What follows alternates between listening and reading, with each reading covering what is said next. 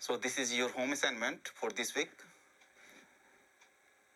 So you need to look from environment to physical geography and start practicing CSET also. Give at least half an hour. And if you find any difficulty, you can directly ask me. Okay.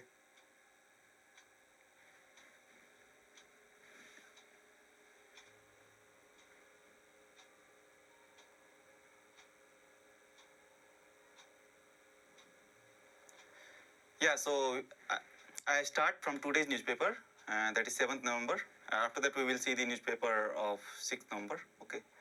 So there are few important topics that has come up on 6th November also, on Sunday. So as you already know that the COP27 is right now taking its, the meeting of the COP27 is taking place at Sharm el Sheikh, Egypt. So this is the coastal town you can see from here, okay. And it has port also, so this is famous port city town. So COP26 was held at this Glasgow, United Kingdom, okay. And in COP26, there has been people have been discussing about the loss and damage, but it was blocked. Loss and damage was, they tried to bring the agenda on loss and damage and financial mechanism, but it was blocked by the developed countries, okay. Instead, the developed countries supported the idea to have discussions about loss and damage in the next 3 years, okay. So they supported the ideas to discuss about loss and damage in the next 3 years, and that is what has been happening in this COP27. If you will read the article, so you will find that there has been, for the first time, loss and damage has been accepted in the agenda, okay.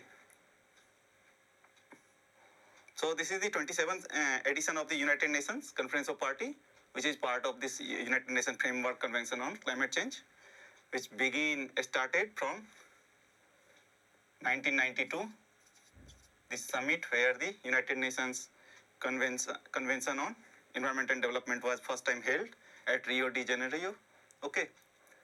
So there are 195 member countries in the COP Conference of Party, United Nations Conference of Party. And what do you understand by net zero? Net zero does not mean that the country will not emit the carbon. They will emit it, but it means that they will be the carbon neutral, means there will be sink also, okay. So India saying that they will be carbon neutral, will be net zero by 2070. That means they will be carbon neutral. Whatever there will be emissions, they will absorb that much emission also through using carbon sink or some other means, okay. So India has pledged these things at COP26, okay. So you will see here Egypt, the Tropic of Cancer is passing through Egypt, and you will see this Red Sea and this Mediterranean Sea. So both of these are the boundary of this Egypt, and Egypt, that's why Egypt formed the very important part in the international trade. So this is Suez Canal, Port Said, okay. So you need to see it at least once in map. And here somewhat is the Sharm el Sheikh, where the meeting is going to be right now taking place.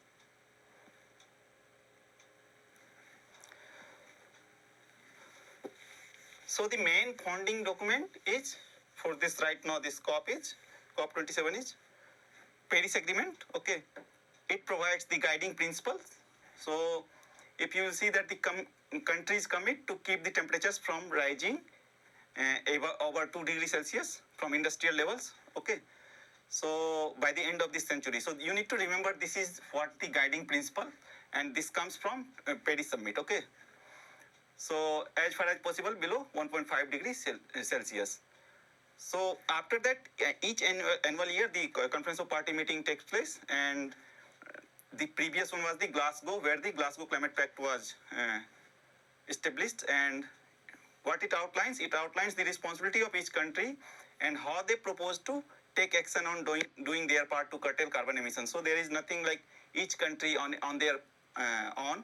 They were saying that they are committed to decrease the carbon emissions, okay. Right now they are thinking about the implementation. So how they are talking about the implementation of the provisions of the Paris agreements, how they are going to be implemented. These are like, you will say that each country is saying that they are taking responding, or they are taking actions on their own, but there is not that much clear frameworks. Okay, so on implementation part, there is no actually binding agreement. So on implementation of the provisions of the Paris agreements, they are thinking about pursuing more than nationally determined contribution also.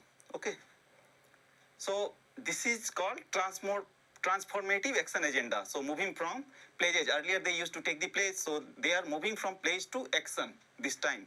Okay, now what is NDC, nationally determined contribution? Our country's intent but not binding or mandatory towards Paris goals. Okay, so these are not mandatory, they are neither binding nor mandatory also towards Paris goals. So India updated their NDC this year in August.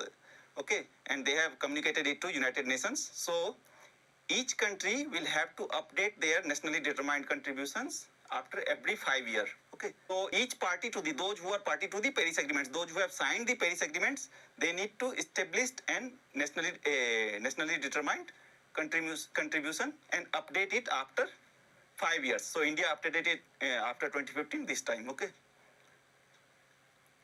so what is right now, what is the NDC, nationally determined contribution of this time that India has updated, and they have communicated it to United Nations. So our country, India, is committed to reduce the emission intensity of its GDP by 45%. So that means per capita emissions. Okay, so by 2030 from 2005 level. So our base is same what it used to be in earlier NDC. Okay, and they want to achieve 50% cumulative electric power installed capacity from non-fossil fuel based energy resources by 2030. Okay, and creating an additional carbon sink of 2.5 to 3 billion tons of carbon dioxide by adding forest and tree cover by 2030.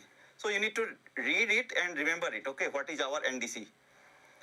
Now, how it differs in one aspects significantly. So that is funding aspects. So it says that the country will mobilize domestic and new additional funds from developed countries. Okay, so they are not utilizing the funds which are meant for developmental purposes in the country. Okay,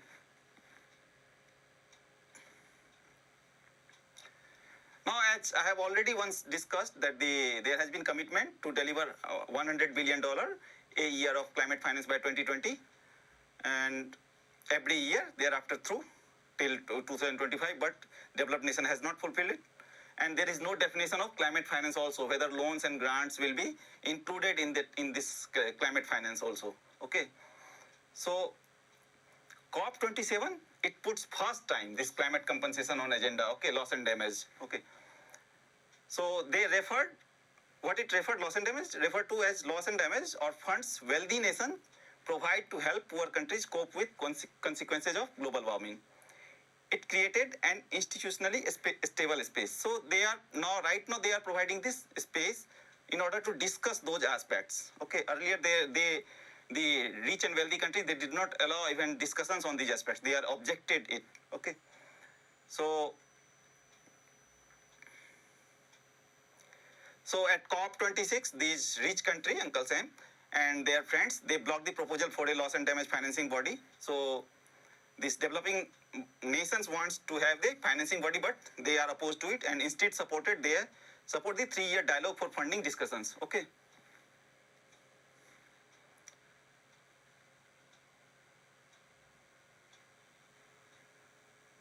so right now what happens, discussions are going to be held, but it won't guarantee the compensation or necessarily acknowledge liability.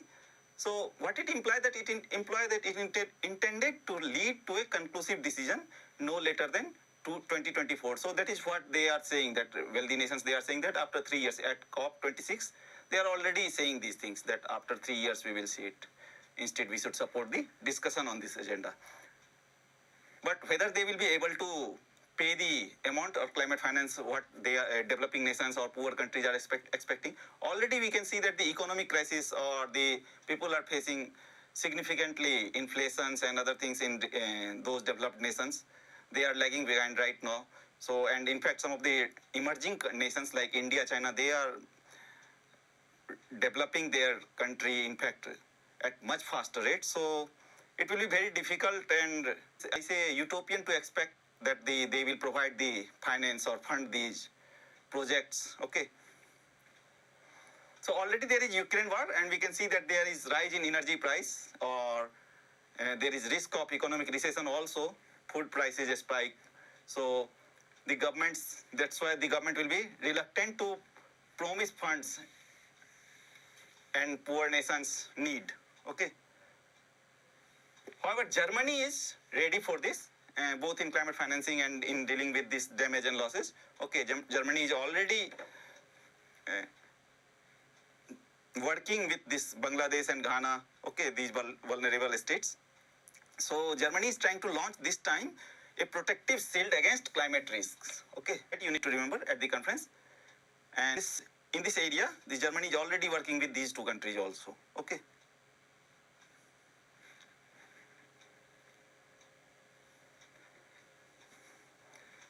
Now we will read about this economic weaker section reservation, and reservation overall a topic. Supreme Court has today delivered the judgment on this aspect, and they have upheld the constitutional validity of 103rd Constitutional Amendment Act, which provides 10% reservation to economic weaker sections. Okay. So, but we will see the all other important judgments like Indra Sawhney judgment and how these things matters in the Indian polity. Okay. So this one you need to just remember this line. What is enemy properties? Actually, it comes in the context of Uttar Pradesh. So it refers to the properties left behind by the people who migrated from India to Pakistan or any hostile countries. There is 15th Urban Mobility India Conference and Expo at Kochi, Kerala. So Navi Mumbai, Ahmedabad, Lucknow and Delhi bagged an award each for excellence in urban transport. So urban mobility is very important topic actually, and we should study it in detail. So there is not much in newspaper, so we will read it. Okay. Now this is democratic deficit. So the editorial talks about Pakistan. If you will see, there are three commentary on democracy. If you will see, so particularly in the context of Myanmar, in the context of Brazil, and in the context of Pakistan's. So, and in fact, in Indian context also they have written about the Gujarat election. So, what we need to look into those essay or commentary focusing about the democratic goals. Okay, so what are those democratic values? What are those things that that is important for the democracy? Okay, so we need to focus on those aspects. So in Pakistan, we have seen that recently there has been assassination attempt on Imran Khan, and he is popular leader and former PM also. So he accused military and government for this attack. And of course, in Pakistan, if you will see that institutions are quite weak. So in democracy, we should focus on strengthening institutions instead of strengthening individual. Okay. Because independent institutions play quite significant role in its perseverance. Okay. For protecting the democratic values. So if you will see, in Pakistan has a long history of these kind of things. So former Prime Minister Zulfikar Ali Bhutto hanged in 1979, and this former Prime Minister Imran Khan, he has been removed recently in a no confidence motion 6-7 months back. But we do not have to look into those things actually that much. So this popular leader mandate being thwarted by the establishments, particularly the army and this present regime. And this Imran Khan, he belongs to PTI, Pakistan Tehreek-e-Insaf Party. So in Pakistan, if you will see the present crisis, devastating flood, security crisis emanating from Afghanistan, which was taken over by this Taliban. So, and burgeoning economic crisis also. and there is already continued bad relations with India, and still the Prime Minister is focusing on visiting foreign country, but he is not taking care of the domestic issues actually. So the country always suffered from a deficit in democracy, and free and fair election is the only prudent way to forward.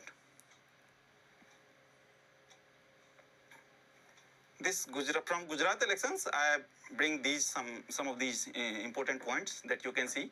There is the organic link between performance and voting preference is quite weak even in case of India also. So many political party supporters, they do not go by the performance of the party. Okay, and there is communal polarizations and the significance of the religious groups such as so they are receiving promise from the political parties, such as free pilgrimage to Ayodhya, or earlier we have seen that there has been Hajj pilgrimage subsidy or these kind of things. So political party itself, actually India being quite a religious nation, so political party used to give emphasis of those aspects, emotional issues, okay. And the another important aspects, if we are studying about this political party, so what are the role of this organization or personnel on the ground? So whether some people are getting famous on TV channel or social media, whether they will receive the votes on the ground or not, and whether if they do not have this political organization on the ground, okay. So these things impact their electoral performance. And even in country, we have seen that there has been mass appeal of the cult leader, so it helps in voter mobilizations. Now, we need to look at whether people are looking for the alternatives from the established political parties or not, okay. Now, an electoral pivot that restores Brazil's democracy. This is the opinion of this author, Patrick. He is a teacher. So, this Lula da Silva, he has won the elections, and this author call it a decisive reversal from the age of reaction, okay. So he belongs to Workers' Party. It's a leftist party. The Bolsonaro, the earlier president, so he is from Liberal Party, okay. And Liberal Party is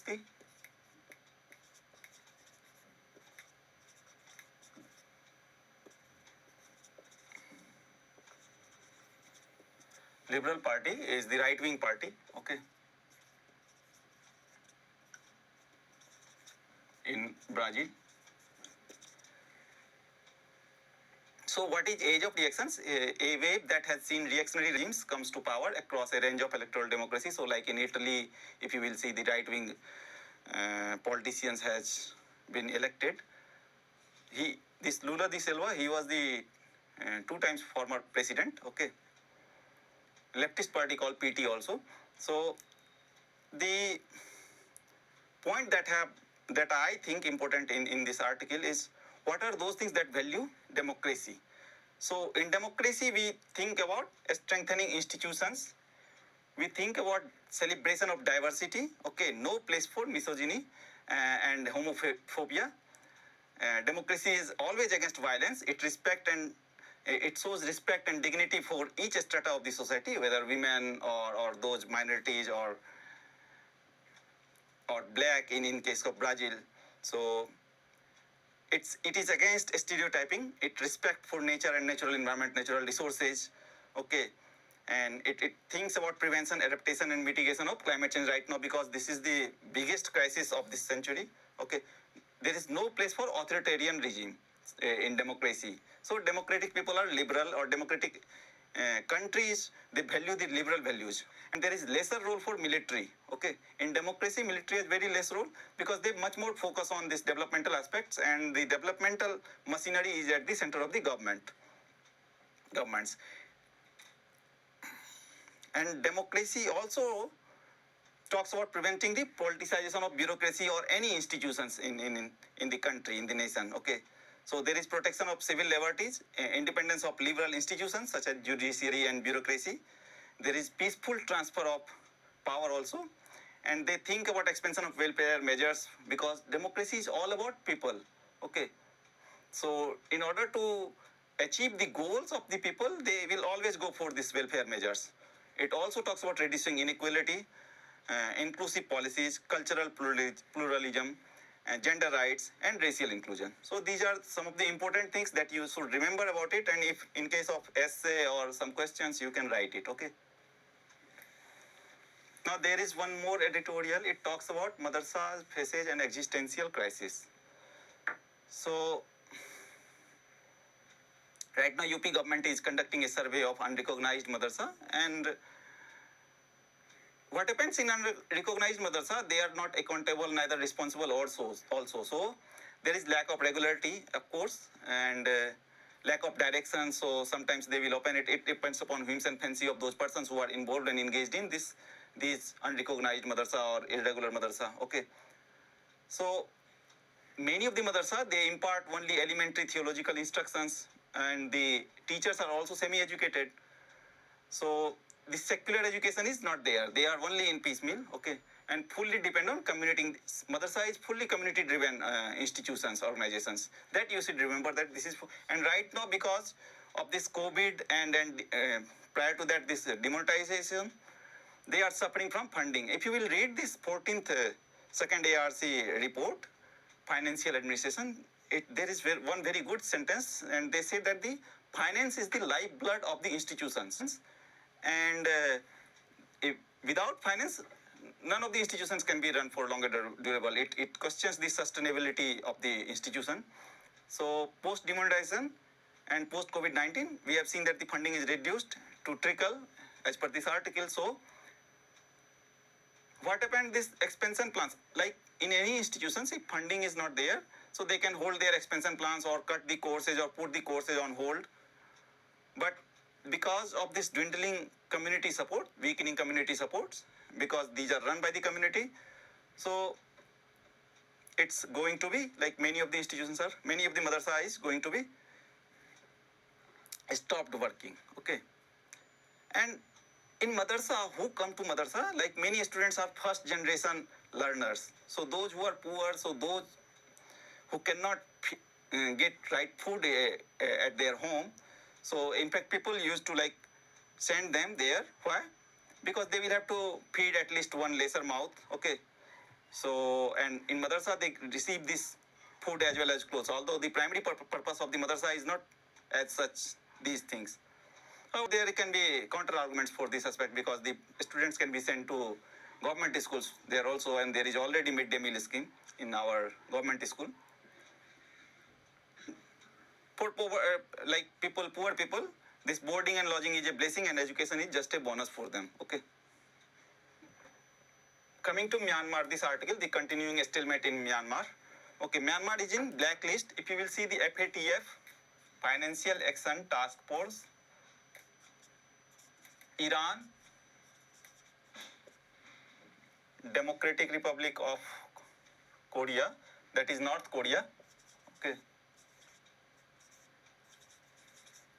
and Myanmar. So in the recent FATF, these three countries are in blacklist. And two countries which has come up outside this grey list, Pakistan and Nicaragua. Okay, this one is the nearby Panama.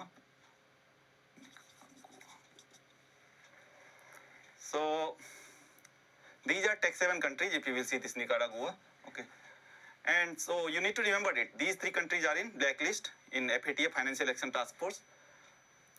So in Myanmar, prior to like almost close to 2 years, so 21 months or 20 months, there has been military coup, and the democratically elected leaders, Aung San Suu Kyi, she has been put into jail. So it derailed a decade-old experiment with limited democracy. So the consequence, what happened? The consequence is people suffering, and authorities and opposition forces, they are locked in a cycle of violent clashes. Okay, so even the ASEAN countries, which has suggested for this 5-point consensus between these two groups, but they have not implemented it. Okay, so since Myanmar is the part of this ASEAN countries, so even ASEAN nation failed to produce the solution. there has been violent clashes and economy is deteriorating also, if you will see. And the China, they are trying to, again, they are focusing on this China-Myanmar economic corridor. They have already built this China-Pakistan economic corridor. And Aung San Suu Kyi is the leader of the National League for Democracy. So among ASEAN nations, Indonesia, Malaysia and Singapore, these are pro-democracy countries, and they are asking to have democracy in those places, in Myanmar. And Thailand and Laos, they are pro-military, okay.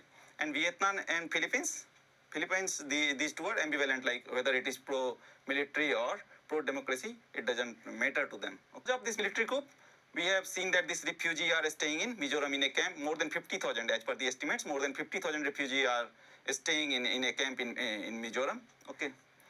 And some of the sections in Myanmar, they are expecting India to intervene. The mega projects delayed. Okay, Indian projects has been delayed. Post-coup conditions have adversely impacted the cooperation between India and Myanmar. Okay, and hampered the bilateral projects also. So this Kaladan multimodal project, if you have heard, multimodal project. So it's between India and Myanmar, okay, and this Kaladan River, because of this Kaladan River, it is named as Kaladan Multimodal Project, okay. So India proactively advocates an early restoration of democracy. India is always for democracy and the release of political prisoners, and it is asking for internal dialogue. So through internal dialogue, they should address their grievances.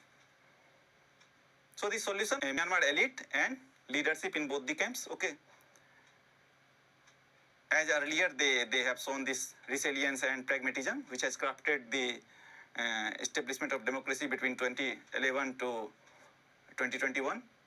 So it requires the same spirit. It's the land of called the golden land where Buddha revered. So it needs to be like again re-inspired by the teachings of the Buddha, because the prolonged and contested military rule will lead to like a failed state, or it won't serve the purpose of these citizens, okay.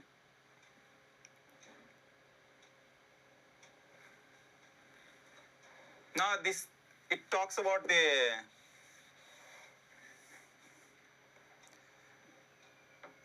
these helicopter accidents that has happened in the past years. So out of these 8 parameters, legislation organizations, you can see in the article also. So aerodynamics, air navigations, okay. So out of these 8 parameters, India lagged in 2. One is this personal licensing and training and civil aviation organizations. So these 2 areas broadly deal with the establishment of relevant aviation agencies by the state, okay, supported by sufficient and qualified personnel and adequate financial resources. Over 40% of the helicopter accidents in India right now that has occurred in the last years. So it was because of these pilot errors. So the country need to have a rethinking or relook on the licensing given to these people, okay. One article about architecture, however, it is much more important for the public administration optional people. In paper 2, there might be somewhat related things might be there, but you do not need that much actually in-depth study of these things. It's particularly important for the public administration optional people. So the architecture, the profession needs strengthening. It talks about professionalism and how the Architecture Act 1972, Architecture Act comes to help build the modern profession of architecture. If you will see, some of the professions has the legislation, so legislative guarantee is there. You need to have license to practice those professions, okay. So like in India, Dentist Act in 1948 and then the Indian Medical Council Act in 1956, these were passed. But the demand for new regulations or new legislations through which you get the registration or recognitions, it might be counterproductive. So the article talks about the market forces are powerful right now, and actually it can be countervail barriers to competition, okay. So if you will bring the specific legislations looking into those aspects, so it might be countervail barriers also. So government only considered to protect title architect earlier in 1972. So only qualified and registered professionals can use. So what is professionalism? Yeah, professionalization, it's a monopoly of service given to those who acquired specialized knowledge. Okay, so like let us say in medicine or on in lawyer, legal practice, if you will see this, they are given the registrations. Okay, registration number. So this is what for today's newspaper, and I will see just after a few minutes the yesterday newspaper. Okay.